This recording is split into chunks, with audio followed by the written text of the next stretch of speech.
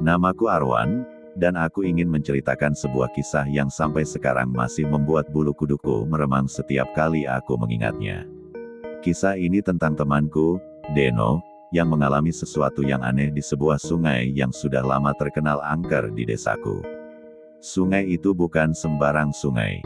Orang-orang tua sering memperingatkan kami agar tidak sembarangan mengambil ikan di sana. Katanya, di dasar sungai itu ada penunggu gaib yang kerap menyamar menjadi ikan-ikan besar untuk menguji manusia yang tamak. Deno adalah tipe orang yang keras kepala. Dia tidak percaya dengan cerita-cerita mistis yang sering diceritakan para tetua. Baginya, semua itu hanyalah bualan yang dibuat-buat untuk menakut-nakuti anak-anak kecil. Suatu sore, ketika matahari hampir tenggelam, aku dan Deno pergi ke sungai untuk memancing. Aku sebenarnya sudah ragu karena jam segitu adalah waktu yang dibilang rawan. Tapi Deno bersikeras, katanya justru di waktu itulah ikan-ikan besar keluar. Kami membawa kail sederhana dan umpan berupa cacing tanah. Suasana di sekitar sungai terasa sepi, hanya suara jangkrik dan desir angin yang terdengar. Pohon-pohon bambu di tepi sungai bergoyang perlahan, menimbulkan suara berdecit yang membuat suasana semakin mencekam. Saat aku sibuk memasang umpan di kail, Deno menatap ke permukaan sungai. Airnya tenang sekali, terlalu tenang malah, seolah menyimpan sesuatu di dalamnya. "Lihat, Wan," kata Deno sambil menunjuk. Aku menoleh, dan benar saja, ada riak besar di tengah sungai. Seperti ada sesuatu yang bergerak pelan di bawah air. Aku langsung merasa tidak enak. "Dan, jangan macam-macam. Ayo mancing sebentar aja, terus pulang." Tapi Deno hanya tertawa, suaranya terdengar nyaring namun ada sedikit nada menantang. Ia melemparkan kailnya jauh ke tengah sungai, tepat di dekat riak tadi. Tidak butuh waktu lama, tali pancingnya langsung menegang seolah ada sesuatu yang besar menyambar umpannya. "Dapat, gede banget ini, Wan," teriak Deno sambil menarik dengan sekuat tenaga. Aku ikut berdiri, menatapnya dengan rasa penasaran bercampur was-was. Tali kailnya bergerak liar, menimbulkan cipratan air besar. Seperti ada ikan raksasa yang sedang memberontak di bawah sana. Ketika akhirnya ia berhasil menarik ke tepi, aku terkejut bukan main. Seekor ikan gabus muncul, tubuhnya hitam legam dengan mata merah menyala seolah menatap kami penuh amarah. Aku mundur selangkah. "Dan, itu, kok matanya aneh banget?" tanyaku dengan suara bergetar. Tapi Deno justru tertawa puas. "Gila, Wan, ini ikan gede banget, bisa kita makan bareng-bareng nanti." Aku memperhatikan ikan itu lebih dekat. Ukurannya tidak wajar, jauh lebih besar dari ikan gabus biasa yang pernah kulihat. Dan setiap kali ia menggelepar, aku merasa tanah di bawah kakiku ikut bergetar. Seketika, angin berhembus kencang, membuat dedaunan bambu berisik. Suasana berubah semakin menyeramkan, tapi Deno tetap bersikukuh membawa ikan itu pulang. Sepanjang jalan, aku merasa ada yang mengikuti kami. Sesekali terdengar suara gemericik air meski tidak ada sungai di dekat kami lagi. Sampai di rumahnya, Deno memasukkan ikan itu ke sebuah ember besar berisi air. Aneh, ikan itu tidak mati meski sudah lama berada di luar sungai. Ia terus menatap kami dengan mata merahnya. Malamnya, aku tidak bisa tidur. Bayangan ikan itu terus menghantui pikiranku. Aku merasa seolah-olah ikan itu bukan sekadar ikan biasa. Keesokan harinya, Deno bercerita padaku dengan nada bangga. Katanya ikan itu tidak mati-mati meski sudah semalaman. Malah, ia terlihat semakin besar dari sebelumnya. Aku merinding mendengarnya. "Dan, buang aja ikan itu. Aku rasa itu bukan ikan biasa." Tapi ia hanya menepuk bahuku sambil tersenyum sinis. "Kalau kau takut, biar aku yang pelihara. Siapa tahu ini hoki buatku," katanya. Hari-hari berikutnya, keanehan mulai terjadi. Deno jadi sering menyendiri, duduk berlama-lama di depan ember berisi ikan gabus itu. Ia seperti terhipnotis, matanya kosong setiap kali menatap ikan itu. Beberapa tetangga mulai curiga. Mereka bilang sering mendengar suara gemericik air dari rumah Deno di malam hari, padahal tidak ada sumur atau kolam di sana. Aku pun memberanikan diri untuk mengintip. Benar saja, Dari balik jendela aku melihat sesuatu yang membuat tubuhku lemas. Ikan gabus itu sudah tidak berada di ember lagi. Ia mengambang di udara, berputar pelan di sekitar Deno, seolah sedang berbicara tanpa suara. Deno tersenyum aneh, bibirnya bergetar seakan menjawab sesuatu. Tubuhnya gemetar, matanya merah seperti ikan itu. Aku segera mundur, napasku memburu. Aku tahu, Deno sedang berurusan dengan sesuatu yang tidak seharusnya. Keesokan paginya, aku menemuinya untuk menasihati. Tapi yang kudapati hanyalah tatapan dingin. "Wan, kau tak perlu khawatir. Ikan ini sudah jadi temanku. Ia janji akan memberiku kekuatan." Aku terdiam, bingung harus berkata apa. Kata-katanya terdengar seperti orang yang sudah kehilangan akal sehat. Sejak saat itu, banyak hal aneh terjadi. Deno jadi jarang keluar rumah. Ketika keluar pun, tubuhnya tampak lebih kekar, tapi wajahnya pucat dan matanya sayu. Beberapa orang desa bilang mereka melihat bayangan hitam besar seperti ikan melintas di belakang Deno saat ia berjalan di malam hari. Aku semakin yakin bahwa ikan itu adalah jelmaan penunggu sungai yang sejak dulu diceritakan orang. Malam-malamku kembali dipenuhi mimpi buruk. Aku sering bermimpi berada di dasar sungai gelap, dikelilingi ikan-ikan dengan mata merah yang menatap tajam ke arahku. Suatu malam aku bermimpi Deno sendiri berubah menjadi seekor gabus raksasa, tubuhnya bersisik hitam, tapi wajahnya masih wajah manusia. Ia membuka mulut lebar-lebar, siap menelanku. Aku terbangun dengan keringat dingin membasahi tubuh. Jantungku berdegup kencang, dan entah kenapa aku merasa mimpi itu bukan sekadar bunga tidur. Keesokan harinya aku mendengar kabar bahwa Deno jatuh sakit. Ia terus menggeliat di tempat tidurnya, seakan kesakitan. Tapi anehnya, tidak ada yang bisa menolongnya karena tubuhnya terasa licin seperti dilumuri lendir ikan. Orang-orang desa mulai ketakutan. Mereka berbisik-bisik bahwa Deno sudah terkena kutukan penunggu sungai. Aku memberanikan diri untuk menengoknya. Saat itu, kulihat ikan gabus itu sudah sebesar anak kecil, berenang di dalam bak mandi rumahnya. Matanya masih merah menyala, dan kali ini aku mendengar suara berbisik samar. Suara itu berkata sesuatu yang tak bisa kupahami, tapi aku yakin itu bukan suara manusia. Deno memandangku dari ranjang dengan mata sayu. "Wan, jangan tinggalkan aku. Aku tidak bisa lepas dari dia. Aku tercekat, dan kau harus buang ikan itu. Itu bukan temanmu, itu penunggu sungai, dia hanya ingin memakanmu." Tapi Deno menggeleng lemah. "Terlambat, dia sudah memilihku," katanya sebelum menutup mata lagi.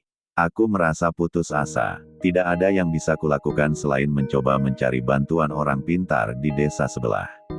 Ketika aku kembali ke rumah Deno malam itu, suasana sudah ramai. Orang-orang berteriak panik. Dari dalam rumah terdengar suara air bergemuruh, seperti ada sungai yang mengalir deras. Aku menerobos masuk, dan pemandangan yang kulihat membuatku hampir pingsan. Air memenuhi seluruh ruangan, dan di tengahnya ada ikan gabus raksasa sebesar kerbau. Di atas punggung ikan itu, aku melihat Deno berdiri dengan tatapan kosong. Matanya merah menyala, sama persis dengan ikan itu. Aku sudah jadi bagian darinya, Wan, suaranya terdengar berat, bercampur dengan suara gemuruh air. Aku mundur ketakutan. Orang-orang desa berlarian keluar, sementara rumah Deno dipenuhi air yang terus mengalir entah dari mana. Dan malam itu, rumah Deno lenyap bersama arus air yang deras. Sejak saat itu, Deno tidak pernah terlihat lagi. Hanya sungai itu yang semakin menyeramkan, seolah-olah menelan jiwa seorang manusia sebagai tumbalnya. Keesokan paginya, orang-orang desa hanya bisa berdiri terpaku di pinggir sungai. Rumah Deno benar-benar hilang, tak ada sisa reruntuhan sama sekali, seolah terseret arus gaib yang muncul semalam. Air sungai tampak lebih keruh dari biasanya, warnanya kecoklatan seperti bercampur darah. Bau amis menyengat tercium hingga ke permukiman warga. Para tetua desa segera berkumpul. Mereka berkata bahwa penunggu sungai akhirnya mengambil tumbal. Semua peringatan yang selama ini dianggap mitos oleh anak muda, kini terbukti nyata. Aku berdiri di antara kerumunan, tubuhku gemetar. Bayangan wajah Deno dengan mata merah menyala itu masih jelas terpatri di benakku. Salah seorang tetua, Pak Salim, menepuk bahuku. Kau ikut memancing dengannya, bukan? Kau harus berhati-hati. Penunggu sungai mungkin sudah menaruh tanda padamu juga. Kata-kata itu membuat darahku serasa berhenti mengalir. Aku tak bisa berkata-kata, hanya menunduk sambil merasakan dingin merambat ke seluruh tubuhku. Malam itu aku tak bisa tidur. Suara gemericik air seolah mengalir dari dalam kamarku sendiri. Aku menutup telinga dengan bantal, tapi suara itu semakin jelas, seperti berasal dari bawah ranjangku. Dengan gemetar aku mengintip ke bawah ranjang. Aku melihat genangan air kecil, dan di dalamnya ada seekor ikan gabus hitam berukuran telapak tangan menatapku dengan mata merah. Aku tersentak mundur, berteriak. Tapi ketika ku periksa lagi, genangan itu sudah hilang. Hanya lantai kayu kering yang tersisa. Sejak malam itu, aku tahu penunggu sungai mulai mengikutiku. Hari-hari berikutnya terasa seperti mimpi buruk yang tak berujung. Dimanapun aku berada, selalu ada suara air menetes, bahkan di tempat yang kering sekalipun. Kadang aku melihat bayangan ikan hitam melintas di dinding, meski tidak ada sumber cahaya yang bisa menimbulkannya. Orang-orang desa mulai menjauhiku. Mereka tahu aku adalah orang terakhir yang bersama Deno sebelum ia hilang di telan sungai. Aku mencoba meminta bantuan kepada seorang dukun tua di desa sebelah. Dukun itu menatapku lama, lalu berkata lirih, "Kau membawa jejak arwah air." Mereka belum puas. Mereka menandaimu. Aku bertanya dengan suara gemetar, apa yang harus kulakukan? Dukun itu hanya menggeleng. Satu-satunya cara adalah mengembalikan apa yang sudah diambil. Tapi bagaimana caranya? Temanmu sudah jadi bagian dari mereka. Aku pulang dengan perasaan hampa. Kata-kata itu terus bergema di kepalaku. Malamnya, aku bermimpi lagi. Kali ini aku berada di dasar sungai yang gelap gulita. Dari kejauhan, aku melihat Deno berjalan ke arahku. Tubuhnya basah kuyup, wajahnya pucat, dan matanya merah menyala. "Ayo ikut aku, Wan," katanya dengan suara yang bergema, seperti berasal dari dalam air. Aku berlari menjauh, tapi langkahku berat seperti terikat sesuatu. Sementara itu, ikan gabus raksasa muncul dari kegelapan, mulutnya menganga lebar. Aku terbangun dengan teriakan, dadaku sesak, dan seluruh tubuhku basah oleh keringat.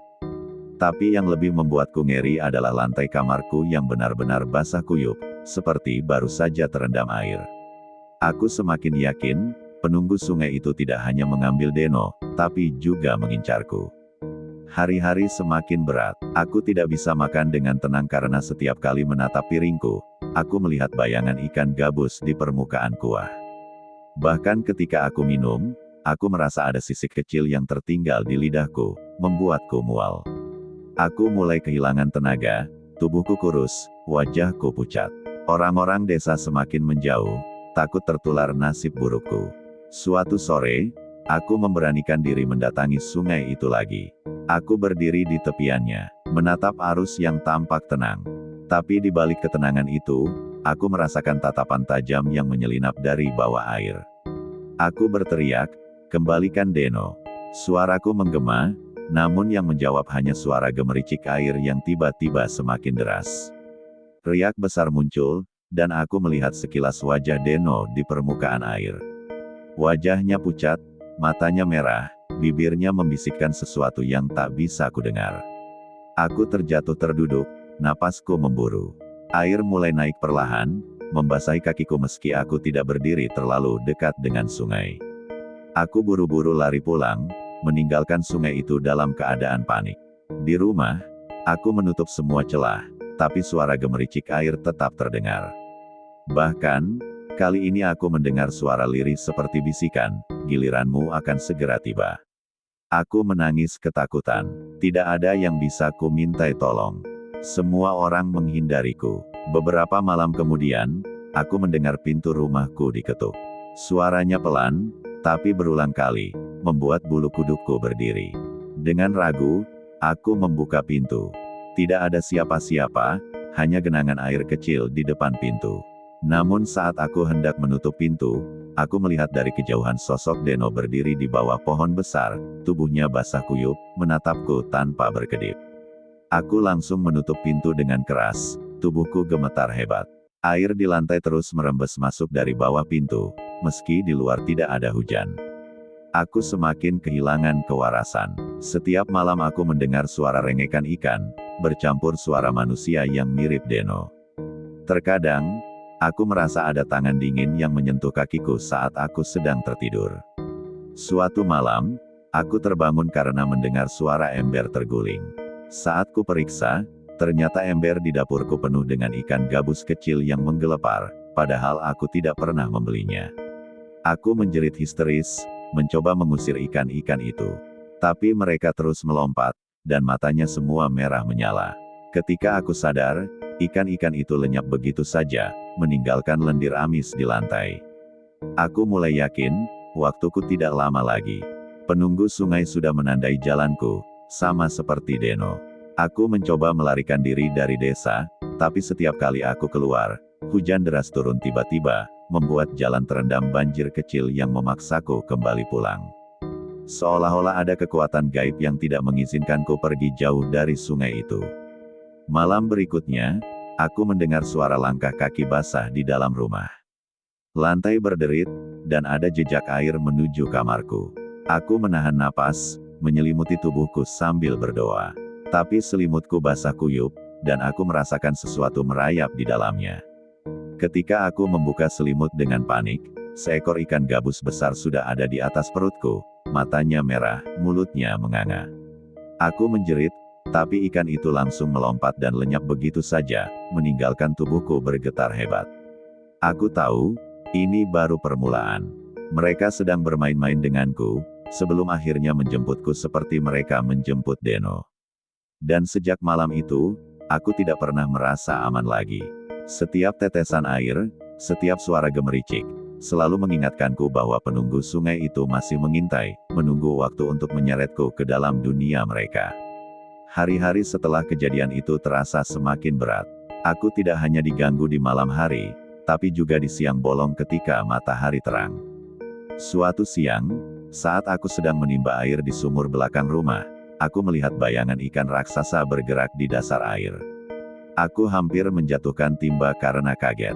Air sumur tiba-tiba berubah keruh, berwarna kehitaman, dan aku mencium bau amis yang menusuk hidung. Aku menutup sumur itu dengan papan kayu seadanya, lalu masuk ke rumah sambil gemetar. Tapi anehnya, bau amis itu tetap mengikuti, seolah menempel di tubuhku. Orang-orang desa mulai curiga dengan keadaanku. Beberapa bahkan berbisik bahwa aku adalah orang sungai berikutnya. Aku semakin terisolasi. Tidak ada yang mau duduk dekatku, bahkan anak-anak pun berlari menjauh jika aku melintas. Malam berikutnya, mimpi buruk kembali datang. Aku melihat Deno duduk di atas batu besar di tepi sungai. Tubuhnya basah kuyup, kulitnya pucat, dan matanya tetap merah menyala. Aku tidak sendiri lagi, Wan, katanya sambil tersenyum aneh. Sebentar lagi kau akan ikut denganku. Aku mencoba berlari, tapi kaki-kakiku tenggelam dalam lumpur yang semakin dalam. Dari lumpur itu, ratusan ikan gabus bermata merah muncul, menggerogoti kakiku. Aku terbangun dengan jeritan, dan kakiku benar-benar terasa nyeri, seperti ada bekas gigitan meski tidak tampak luka. Pagi itu, aku duduk terdiam di teras rumah, merasa hidupku benar-benar dikepung rasa takut. Suara tetesan air dari genteng membuatku resah. Aku menutup telinga, tapi suara itu terdengar semakin dekat, seperti menetes langsung di telingaku. Aku mencoba membaca doa-doa yang kuingat. Namun setiap kali aku membaca, selalu terdengar suara tawa lirih di sekitarku.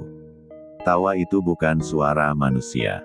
Ada gema basah di dalamnya, seolah berasal dari dalam air. Aku mulai merasa kehilangan kewarasan. Kadang aku berbicara sendiri, mencoba menenangkan diri.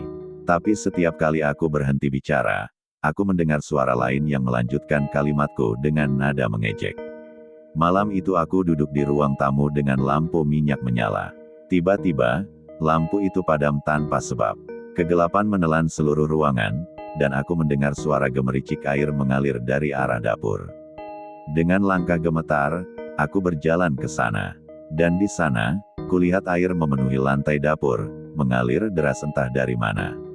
Di tengah genangan, seekor ikan gabus hitam melompat, matanya menyala merah, menatapku dengan tajam. Aku mundur, tapi ikan itu tiba-tiba berubah menjadi sosok Deno yang berdiri basah kuyup, menatapku tanpa berkedip. "Ayo ikut aku, Wan," suaranya berat, bergema seperti dari dasar sungai. Aku menjerit dan berlari keluar rumah, meninggalkan semuanya. Nafasku memburu, dadaku terasa sesak. Namun begitu aku tiba di jalan desa, aku mendapati seluruh jalan dipenuhi air, seolah sungai berpindah ke tengah perkampungan. Orang-orang desa keluar rumah, menatap dengan wajah pucat. Mereka melihat apa yang kulihat, air meluap, membawa ikan-ikan gabus hitam bermata merah. Beberapa ikan melompat ke arah warga, membuat mereka berlari ketakutan. Suara jeritan bercampur suara air membuat suasana semakin kacau. Aku merasa semua ini terjadi karena diriku. Karena aku ikut memancing bersama Deno waktu itu. Aku mencoba berlari ke arah hutan untuk menjauh dari air, tapi arusnya semakin cepat, seolah mengejarku. Dari kejauhan, aku melihat bayangan ikan raksasa mengambang di permukaan air, tubuhnya sebesar rumah, matanya menyala seperti obor. Aku tahu itu penunggu sungai. Dan ia sedang mencariku. Aku terus berlari, tapi tanah di bawah kakiku semakin becek, seperti berubah menjadi dasar sungai. Ketika aku terjatuh, aku merasa ada tangan dingin menarik pergelangan kakiku, mencoba menyeretku ke dalam genangan. Aku meronta sekuat tenaga, berteriak minta tolong. Tapi orang-orang desa yang melihat justru berlari menjauh, tidak berani mendekatiku. Tanganku meraih batang pohon, mencoba bertahan. Air semakin deras, suaranya bergemuruh seperti badai. Aku hampir putus asa, tapi tiba-tiba genggaman itu melepas sendiri. Air mereda, dan aku tergeletak lemah di tanah, basah kuyup. Orang-orang desa tidak berani mendekatiku. Mereka hanya berbisik, "Itu tanda, sebentar lagi dia akan diambil." Aku berjalan pulang dengan tubuh gemetar. Setiap langkah terasa berat, seolah aku berjalan membawa beban yang tidak terlihat. Di rumah, aku duduk memeluk lutut, menatap kosong ke lantai. Aku merasa, waktuku semakin sedikit. Aku mencoba menulis semua kejadian ini di sebuah buku catatan, berharap ada yang membacanya kelak jika aku hilang. Tinta di bukuku sering berceceran seperti terkena air, padahal aku menulis di tempat kering. Kadang-kadang, huruf yang kutulis berubah sendiri, membentuk kata-kata asing yang tidak ku mengerti. Sampai suatu malam, aku menulis namaku, tapi ketika kulihat kembali, yang tertulis adalah milik sungai. Tanganku gemetar, pena terlepas, dan aku menangis tanpa suara. Malam itu aku bermimpi lagi.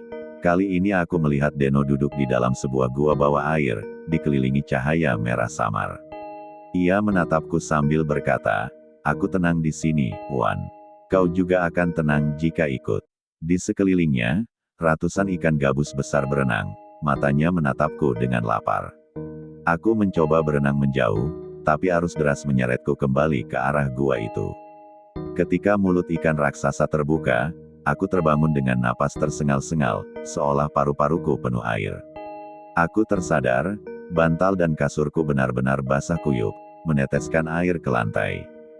Dan di sudut kamar, aku melihat sosok Deno berdiri basah kuyup, tersenyum dengan tatapan kosong, menunggu saat aku menyerah untuk ikut bersamanya. Aku tidak sanggup lagi tidur setelah melihat sosok Deno di sudut kamar itu. Aku hanya duduk memeluk lutut, menunggu pagi datang dengan hati berdebar.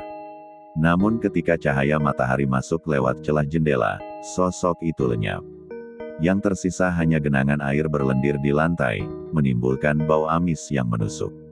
Aku mencoba membersihkannya dengan kain, tapi setiap kali aku mengelap, lendir itu malah semakin melebar. Seolah-olah rumahku sudah berubah menjadi bagian dari sungai. Aku memutuskan untuk pergi ke rumah Pak Salim, tetua desa. Aku mengetuk pintunya dengan tubuh gemetar. Ketika beliau keluar, wajahnya langsung pucat melihat keadaanku. "Kau sudah dikepung oleh mereka, Nak. Aku bisa mencium bau sungai di tubuhmu." Aku hampir menangis. "Tolong aku, Pak, aku tidak mau bernasib sama seperti Deno." Pak Salim menghela napas panjang. "Kalau begitu, kau harus mengikuti ritual. Tapi aku tak yakin itu bisa memutuskan ikatanmu. Mereka terlalu kuat." Malam itu, Aku dibawa ke surau kecil di tepi desa. Beberapa orang tua ikut hadir, membawa dupa dan bacaan doa. Aku duduk di tengah lingkaran, sementara asap dupa mengepul, memenuhi ruangan dengan bau harum bercampur getir. Ketika doa mulai dibacakan, tubuhku mendadak menggigil. Aku merasa seperti ada sesuatu di dalam diriku yang berontak. Tanganku gemetar hebat, mulutku mengeluarkan suara gemericik seperti air yang mengalir. Mata para tetua melebar, mereka tahu aku sudah benar-benar disentuh oleh penunggu sungai. Salah satu dari mereka menaburkan garam ke arahku, dan seketika tubuhku terasa terbakar. Aku menjerit kesakitan. Dari mulutku keluar lendir hitam yang berbau amis, menetes ke lantai dan bergerak seperti hidup. Orang-orang panik, tapi tetap melanjutkan doa. Aku merasa kepalaku hampir pecah. Tiba-tiba, aku mendengar suara Deno dari dalam kepalaku. Jangan melawan, Wan. Ikut saja. Lebih mudah kalau kau menyerah. Aku mengguncang kepala, mencoba menepis suara itu, tapi semakin aku berusaha, semakin keras gema suaranya. Ritual itu berlangsung berjam-jam, hingga akhirnya tubuhku terkulai lemas. Ketika aku tersadar, aku sudah berada di rumah lagi. Pak Salim menemaniku, wajahnya tampak murung. Untuk sementara, mereka menjauh. Tapi ini hanya penundaan. Cepat atau lambat, mereka akan kembali menjemputmu, katanya lirih. Aku merasa putus asa. Tidak ada yang bisa benar-benar menyelamatkanku. Hari-hari berikutnya, aku mencoba bertahan hidup dengan doa-doa dan jimat yang diberikan. Namun gangguan tidak berhenti. Di malam hari, selalu terdengar suara percikan air di kamar mandi meski tidak ada air yang mengalir. Kadang, aku melihat jejak kaki basah menuju kamarku, tapi jejak itu bukan kaki manusia, melainkan bekas sirip ikan. Aku tidak bisa lagi membedakan antara mimpi dan kenyataan. Suatu malam, aku melihat Deno lagi. Kali ini ia duduk di kursi ruang tamuku, tubuhnya masih basah kuyup, meneteskan air ke lantai. Aku bahagia sekarang, Wan, katanya sambil tersenyum. Kau akan mengerti jika sudah ikut denganku. Aku hanya bisa menutup telinga dan berteriak, berharap sosok itu lenyap. Ketika aku membuka mata, kursi itu kosong, tapi ada sisik hitam tertinggal di sandarannya. Aku mencoba membakar sisik itu, tapi api tidak mempan. Sisik itu hanya mengeluarkan bau amis yang membuatku mual. Aku semakin yakin bahwa tidak ada jalan keluar. Keesokan harinya, aku pergi ke sungai lagi. Aku berdiri di tepinya, menatap arus air yang tenang. Aku merasa dipanggil, ada bisikan halus yang menarik langkahku ke tepi. Sekilas aku melihat wajah Deno muncul di permukaan air, tersenyum. Tanganku hampir menyentuh air ketika tiba-tiba seseorang menarik pundakku dari belakang. Itu Pak Salim. Jangan pernah menyentuh air itu, nak. Itu yang mereka tunggu, serunya. Aku mundur ketakutan, napasku tersengal. Air di permukaan beriak, seolah marah karena gagal menyeretku. Malam itu, aku terkunci di rumah. Pak Salim menyuruhku tidak keluar apapun yang terjadi. Tapi tepat tengah malam, suara ketukan pintu terdengar lagi. Pelan, teratur, seperti kemarin. Aku menutup telinga dengan bantal, tapi suara ketukan itu semakin keras, bercampur dengan suara air menetes. Lalu terdengar suara Deno dari luar, Wan, buka pintunya. Aku kedinginan. Tubuhku gemetar hebat. Aku tahu itu bukan Deno yang sesungguhnya. Aku berlari ke pojok kamar, menutup wajah dengan kedua tangan. Namun suara ketukan itu berpindah ke jendela, lalu ke atap, lalu ke semua sisi rumah. Sampai akhirnya, suara itu berhenti. Aku menghela napas lega, tapi tiba-tiba aku merasakan sesuatu menetes ke bahuku. Ketika kuangkat wajah, dari langit-langit rumah meneteskan air hitam pekat, dan di antara tetesan itu muncul mata merah besar menatapku. Aku menjerit sekencang-kencangnya, tapi suaraku tenggelam oleh suara air yang tiba-tiba memenuhi seluruh ruangan. Aku terombang-ambing dalam gelap, mendengar suara Deno tertawa di kejauhan. Dan di dalam kegelapan air itu, aku tahu penunggu sungai sudah semakin dekat, hanya menunggu saat yang tepat untuk menyeretku seperti ia menyeret Deno. Aku terbangun dengan tubuh basah kuyup, seolah baru saja diceburkan ke sungai. Padahal aku masih berada di kamar, di atas kasur. Bantal dan selimutku lembab, mengeluarkan bau lumpur yang menyengat. Aku merasa ada sesuatu yang menjilat telapak kakiku. Ketika kulihat ke bawah, tidak ada apa-apa, hanya air hitam yang sudah membasahi lantai kamar. Aku berusaha berdiri, namun kakiku seperti tertahan. Seolah ada tangan dari dalam air yang mencengkeram kuat. Aku panik, berteriak sekeras-kerasnya. Tapi tidak ada yang mendengar. Dari permukaan air, perlahan muncul wajah Deno lagi. Kali ini wajahnya pucat, matanya kosong, mulutnya terbuka lebar. Aku sudah menunggumu, Wan, suaranya bergema, serak, seperti berasal dari dalam sumur dalam. Aku meronta, menendang, hingga akhirnya genggaman itu terlepas. Aku segera meraih pintu dan keluar dari kamar. Namun ketika aku keluar, seluruh rumah sudah penuh air. Aku berenang di ruang tamu, melihat perabotan mengapung, foto keluarga melayang-layang, seolah rumahku sudah benar-benar tenggelam. Aku mencoba membuka pintu depan, tapi pintu itu tidak bisa digerakkan. Dari arah dapur, terdengar suara gemericik yang makin keras. Aku menoleh, dan di sana berdiri sesosok tinggi, tubuhnya hitam licin, matanya merah menyala.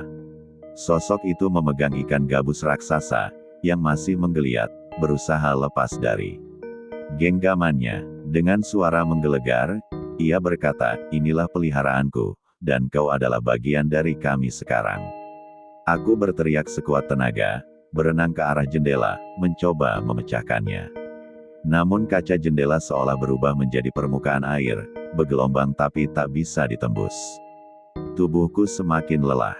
Aku merasa akan tenggelam. Tiba-tiba, aku mendengar suara azan dari kejauhan. Samar, tapi cukup membuat air di sekitarku beriak keras. Sosok hitam itu meraung, air bergejolak, lalu semuanya menghilang. Aku kembali tersadar di lantai rumahku. Tidak ada air, tidak ada sosok, hanya tubuhku yang basah kuyup. Aku menangis histeris, tidak percaya dengan apa yang baru saja kualami. Ketika pagi tiba, aku segera menemui Pak Salim lagi. Beliau terdiam lama setelah mendengar ceritaku. Lalu ia berkata lirih, "Kau sudah setengah dimiliki, Wan. Jika kau terus bertahan, mereka akan marah lebih besar." Aku tidak bisa berkata-kata. Hatiku hanya diliputi rasa takut yang semakin menjadi. Malam berikutnya, aku tidak tidur. Aku berjaga dengan lampu menyala, membawa Al-Quran di tanganku. Awalnya aman, tapi sekitar tengah malam, angin kencang tiba-tiba bertiup dari arah jendela, membuat tirai berkibar. Aku merasa ada yang masuk bersama angin itu. Bayangan panjang melintas di dinding, bergerak seakan mengelilingiku. Aku membaca ayat-ayat suci dengan suara lantang, tapi lidahku terasa berat, seolah ada yang menekannya. Dari pojok ruangan, muncul suara gemercik air, lalu bau amis menusuk hidungku. Ketika kutoleh, kulihat seekor ikan gabus besar merayap di lantai, sisiknya hitam, matanya merah. Ikan itu melompat ke arahku, membuka mulutnya lebar-lebar.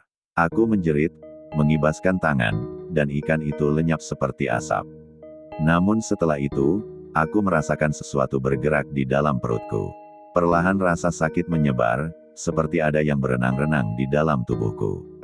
Aku muntah ke lantai, dan dari mulutku keluar air hitam bercampur sisik kecil.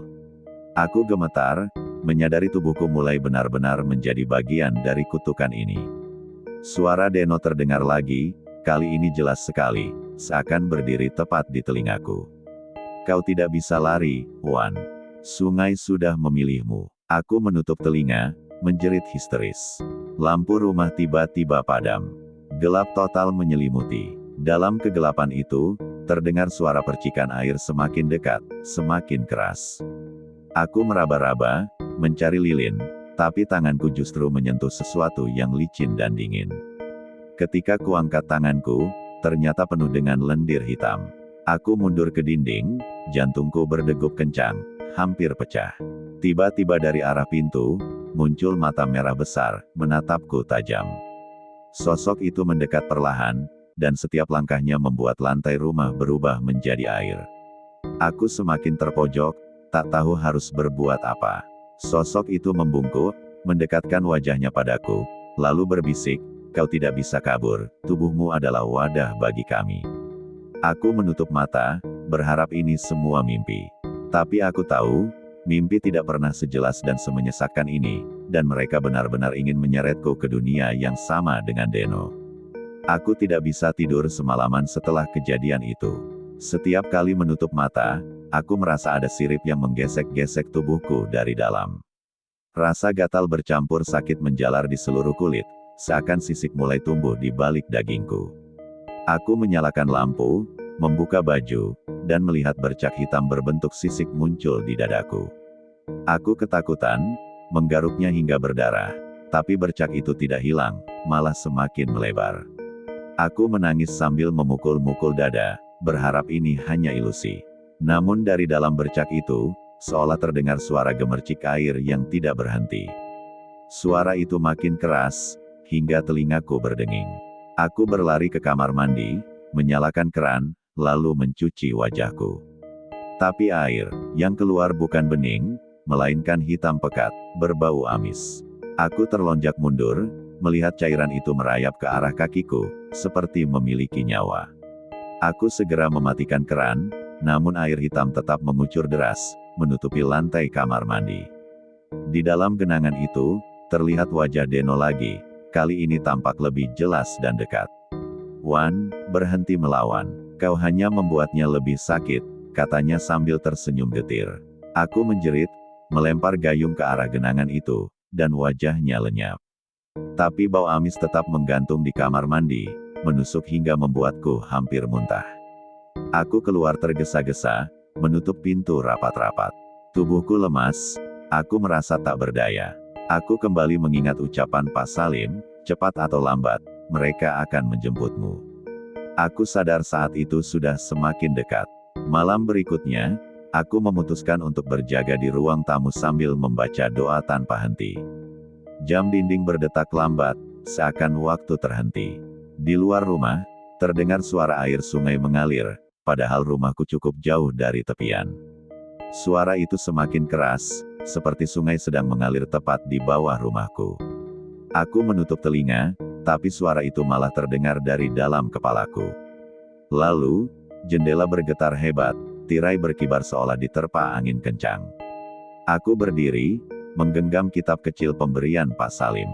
Namun sebelum sempat membaca, pintu depan rumah berderit terbuka pelan, meski sudah kukunci rapat. Dari celah pintu, masuk air hitam yang mengalir deras, memenuhi lantai. Aku panik, mundur ke belakang, tapi air itu bergerak lebih cepat, mengejarku. Ketika air mencapai kakiku, aku merasakan dingin menusuk tulang, seolah darahku berhenti mengalir. Aku terjatuh, tubuhku kaku. Dari permukaan air, muncul sirip besar, lalu kepala ikan gabus raksasa. Matanya menatapku tajam, merah menyala. Ikan itu mengeluarkan suara mendesis, seperti bisikan ribuan arwah. Aku ingin lari, tapi tubuhku tak bisa bergerak.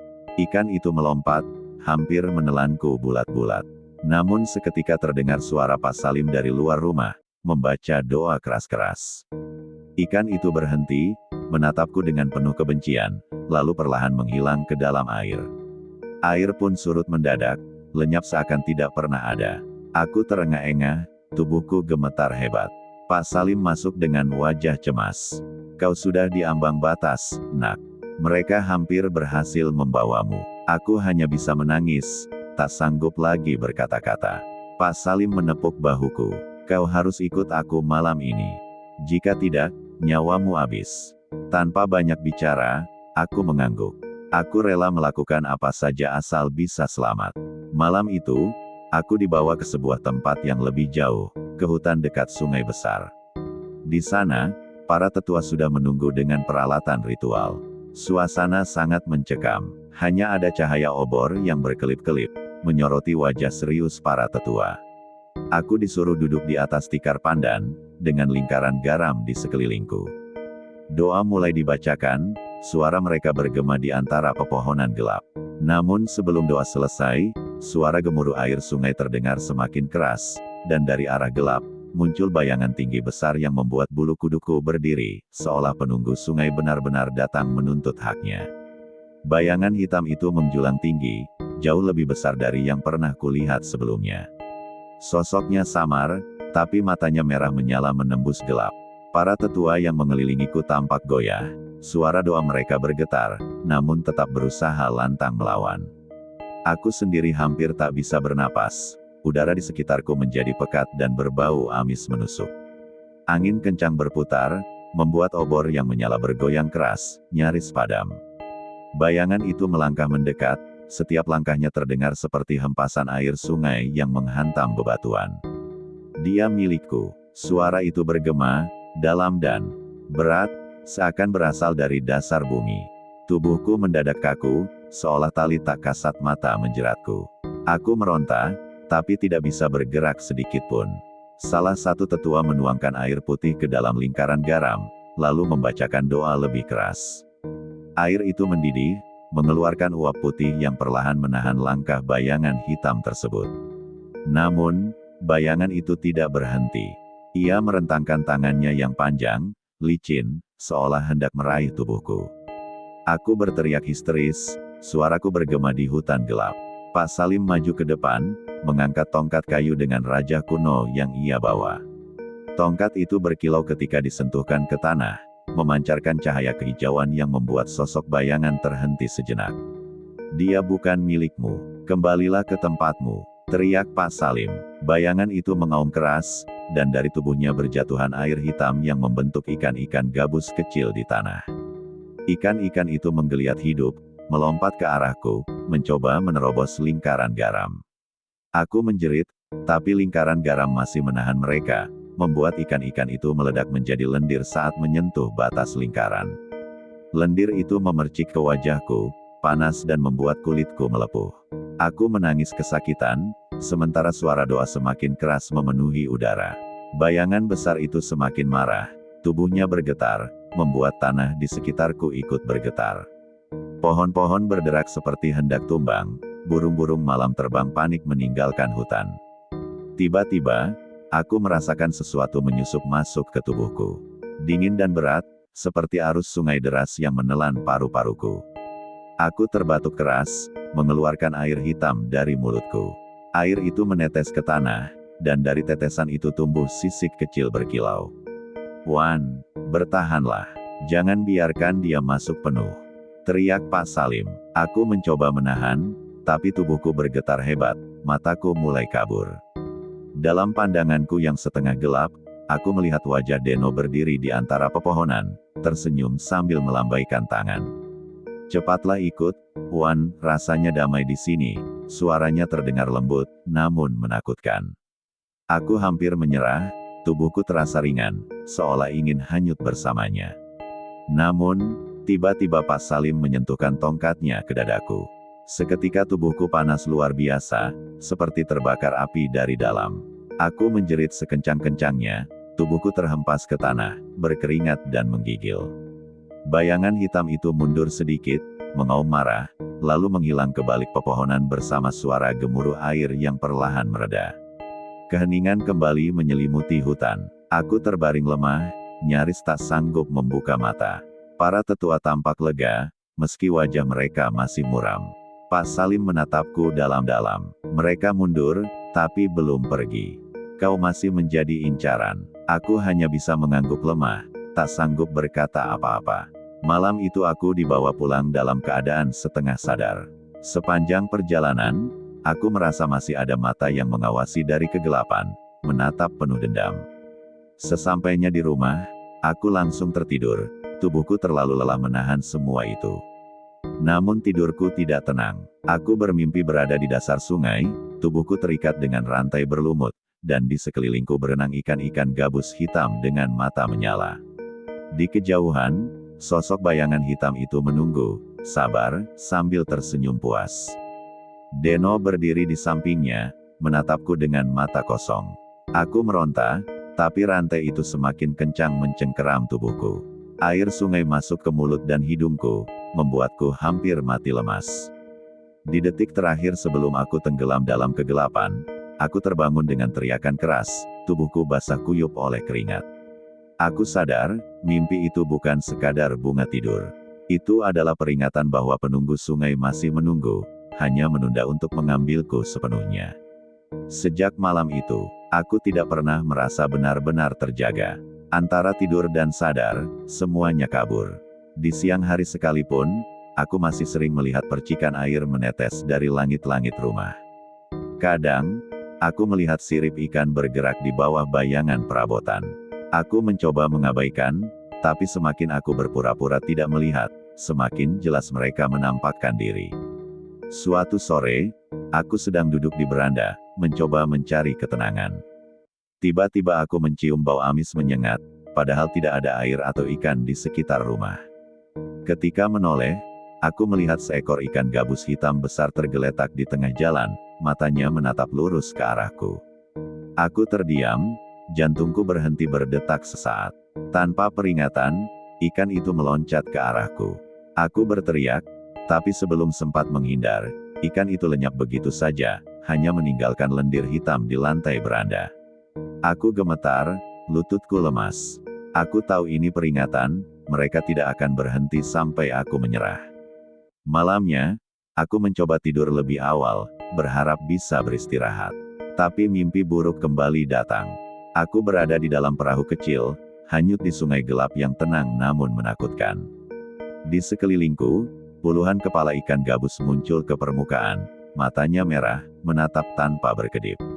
Air bergelombang perlahan, dan dari dasar sungai muncul tangan-tangan hitam yang mencoba meraih perahu. Aku berusaha mendayung, tapi perahu itu tidak bergerak. Lalu Deno muncul di ujung perahu, basah kuyup, tersenyum dengan gigi tajam menghitam. Tidak ada jalan keluar, Juan. Kau sudah bagian dari mereka, katanya lirih. Aku menjerit, namun perahu mendadak terbalik, menenggelamkanku ke dalam air hitam. Aku berusaha berenang ke atas, tapi arus terlalu kuat. Tubuhku diseret ke dasar, di mana seekor ikan gabus raksasa menungguku dengan mulut terbuka lebar. Aku terbangun dengan napas terengah, tenggorokanku sakit, seolah benar-benar menelan air. Ketika menoleh ke cermin, aku kaget melihat mataku memerah, seperti mata ikan itu. Aku mengucek mata, berharap itu hanya ilusi, tapi warna merah itu masih ada, samar tapi nyata. Aku mulai kehilangan jati diri. Aku takut suatu saat tidak bisa membedakan aku dengan mereka. Hari-hari berikutnya, tubuhku semakin aneh. Suara napasku terdengar seperti desis air mendidih. Kulitku semakin penuh bercak hitam, mirip sisik. Bahkan tanganku kadang terasa licin, berbau amis, meski sudah berkali-kali kubersihkan. Pak Salim kembali datang, wajahnya murung. Kau hanya punya dua pilihan, Wan, katanya. Menyerah, atau berjuang sampai akhir meski taruhannya nyawa. Aku menatapnya dengan mata penuh air. Aku tidak mau menyerah. Pak Salim mengangguk pelan, lalu memberiku seutas benang merah dengan raja kuno di simpulnya. Ini penahan terakhir. Jangan lepaskan, apapun yang terjadi, pesannya tegas. Malam itu, aku menggenggam benang merah itu erat-erat. Awalnya tenang, tapi sekitar tengah malam, kembali terdengar suara ketukan pintu. Aku tahu itu mereka, mencoba lagi. Suara Deno terdengar jelas, memanggilku dengan nada memohon. Wan, buka pintunya. Aku kedinginan. Tolong aku. Air mataku jatuh, suaranya terdengar begitu nyata, begitu menyayat hati. Tapi aku tahu, itu bukan Deno. Aku diam, menggenggam benang merah erat-erat, membaca doa dalam hati. Ketukan itu semakin keras, hingga terdengar seperti palu besar menghantam dinding. Lantai rumah mulai basah, air hitam merembes dari selapapan. Aku mundur ke sudut kamar, tubuhku gemetar. Tiba-tiba, jendela pecah, dan dari sana melompat masuk seekor ikan gabus raksasa. Mulutnya terbuka, memperlihatkan barisan gigi tajam yang berkilau dalam gelap. Aku menjerit, tapi benang merah di tanganku berkilau terang, membuat ikan itu berhenti mendekat. Ia meraung marah, lalu menghilang menjadi kabut hitam yang meninggalkan bau amis menusuk, dan aku sadar, pertarungan ini baru saja dimulai. Sejak malam itu, aku tidak pernah merasa benar-benar terjaga. Antara tidur dan sadar, semuanya kabur. Di siang hari sekalipun, aku masih sering melihat percikan air menetes dari langit-langit rumah. Kadang, aku melihat sirip ikan bergerak di bawah bayangan perabotan. Aku mencoba mengabaikan, Tapi semakin aku berpura-pura tidak melihat, semakin jelas mereka menampakkan diri. Suatu sore, aku sedang duduk di beranda, mencoba mencari ketenangan. Tiba-tiba aku mencium bau amis menyengat, padahal tidak ada air atau ikan di sekitar rumah. Ketika menoleh, aku melihat seekor ikan gabus hitam besar tergeletak di tengah jalan, matanya menatap lurus ke arahku. Aku terdiam, jantungku berhenti berdetak sesaat. Tanpa peringatan, ikan itu meloncat ke arahku. Aku berteriak, tapi sebelum sempat menghindar, ikan itu lenyap begitu saja, hanya meninggalkan lendir hitam di lantai beranda.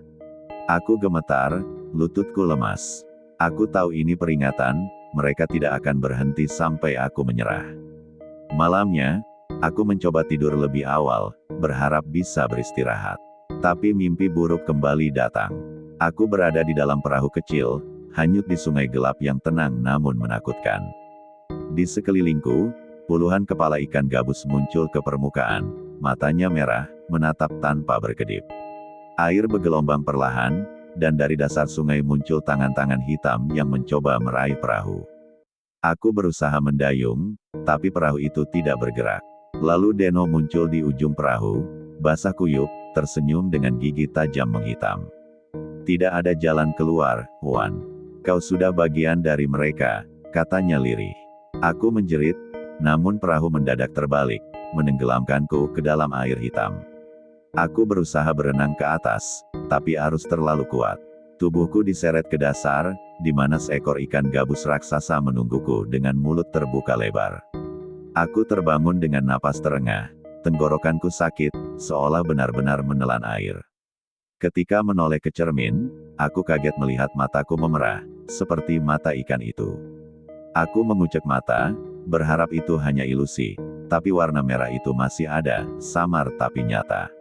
Aku mulai kehilangan jati diri. Aku takut suatu saat tidak bisa membedakan aku dengan mereka.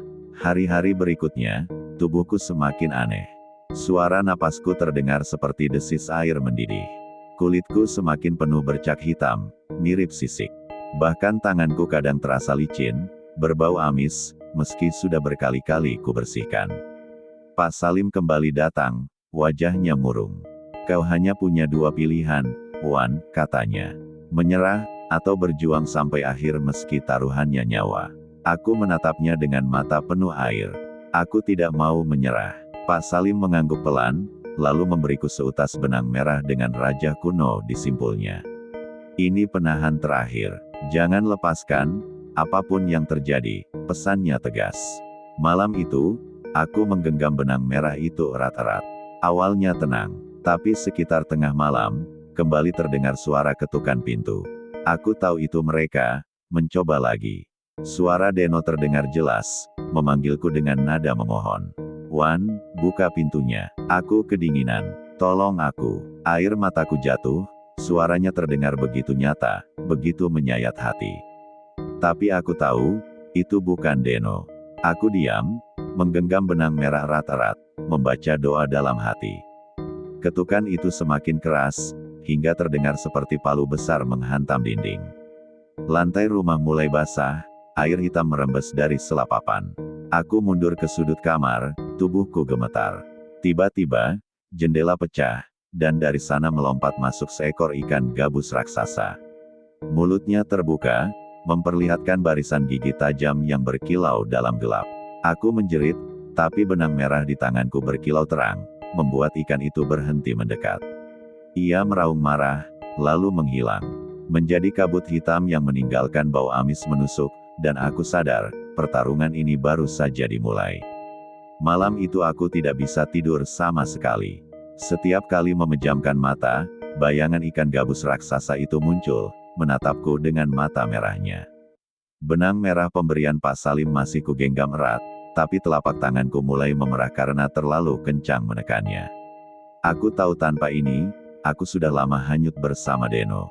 Tiba-tiba terdengar suara gemuruh, seperti air bah datang mendekat. Aku berlari ke jendela, dan terkejut melihat jalanan depan rumahku berubah menjadi sungai hitam yang deras. Air itu membawa potongan kayu, bangkai ikan, bahkan sesosok tubuh yang terapung dengan wajah samar. Aku menyipitkan mata, lalu kaget saat menyadari wajah itu adalah wajahku sendiri. Tubuhku terjatuh ke lantai, napasku tercekat. Bagaimana mungkin aku melihat diriku sendiri terbawa arus? Ketika aku menoleh lagi, jalanan sudah kembali kering, seakan tidak terjadi apa-apa. Aku memegang kepala, hampir gila dibuatnya. Suara tawa Deno tiba-tiba terdengar dari belakangku. Aku menoleh cepat, tapi yang kulihat hanyalah bayangan hitam bergerak cepat melewati dinding. Aku mulai berdoa keras-keras, berharap bisa menenangkan diri. Namun doa itu mendadak terhenti ketika lidahku terasa kaku, seolah ada sesuatu yang menahannya. Aku memegangi tenggorokan, merasakan ada yang bergerak di dalamnya. Perlahan aku memuntahkan sesuatu, seekor ikan gabus kecil, hidup, melata di lantai sambil menggeliat. Aku menjerit panik, menginjaknya, tapi tubuh ikan itu pecah menjadi lendir hitam yang menempel di kakiku. Bau amisnya sangat menyengat, membuatku hampir pingsan. Aku terduduk lemas, menggigil ketakutan. Di luar rumah, suara air sungai semakin keras, bercampur dengan suara-suara bisikan yang tidak ku mengerti. Bisikan itu terdengar seperti bahasa asing, namun samar-samar memanggil namaku. Aku menutup telinga, tapi suara itu tetap terdengar dari dalam kepala. "Wan, waktumu hampir habis," suara itu jelas sekali. Aku merasakan hawa dingin menyelimuti tubuhku, tulang-tulangku terasa membeku. Ketika menoleh ke cermin, wajahku sudah berubah pucat kehijauan, seperti mayat yang terendam air. Mataku semakin merah, mulutku mulai terbelah seperti insang. Aku menangis, sadar perlahan aku berubah menjadi bagian dari mereka. Aku meraih benang merah, menciuminya, berusaha bertahan. Namun benang itu mulai kusam, sinarnya meredup. Seakan kekuatannya tidak lagi cukup untuk menahanku dari tarikan arwah sungai. Malam itu, aku bermimpi lagi, kali ini lebih nyata dari sebelumnya. Aku berjalan di tepi sungai besar, dengan kabut tebal menutupi pandangan. Deno berjalan di sampingku, tersenyum.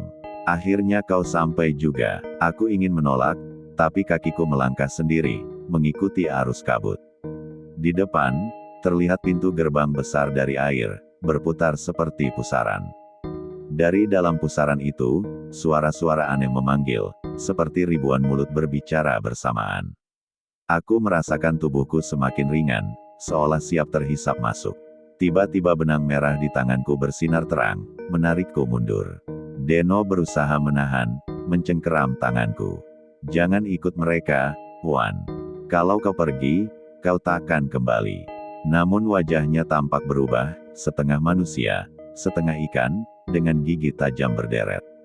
Aku menjerit, melepaskan genggamannya, lalu terbangun dengan napas terengah. Di tanganku, benang merah itu hampir putus, hanya tersisa sehelai tipis. Aku tahu waktuku tidak banyak lagi. Keesokan harinya, aku menemui Pak Salim dengan wajah panik. Beliau tampak lelah, namun tetap mendengarkan semua ceritaku. "Jika benang itu putus, kau akan sepenuhnya hilang," katanya dengan suara berat. Aku menunduk, air mataku jatuh. "Lalu apa yang harus aku lakukan, Pak?" Pak Salim menatapku dengan sorot mata tajam. "Kau harus menghadapi mereka langsung. Jika tidak, kau hanya akan ditarik perlahan tanpa bisa melawan." Aku tercekat, tubuhku gemetar. Menghadapi mereka langsung berarti menantang kematian. Namun di hatiku, aku tahu, itulah satu-satunya cara untuk lepas dari kutukan ikan gabus penunggu sungai yang sudah mengincarku sejak Deno tenggelam. Malam itu aku memutuskan untuk mengikuti nasihat Pak Salim, menghadapi mereka langsung. Aku membawa benang merah yang sudah nyaris putus, menggenggamnya erat sambil berdoa. Langkahku menuju sungai terasa berat, seolah ribuan tangan tak terlihat menahanku. Kabut malam turun pekat, menutupi jalan, membuat suasana semakin mencekam. Setiap pohon yang kulewati seakan bergerak, bayangannya menjelma seperti sosok hitam dengan mata menyala. Aku hampir kehilangan akal sehat, tapi tekadku lebih besar daripada rasa takut. Sampai akhirnya aku berdiri di tepi sungai yang dulu menelan Deno.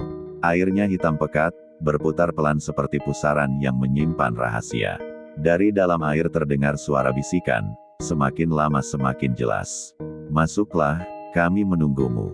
Jantungku berdegup kencang, keringat dingin bercucuran di tubuhku.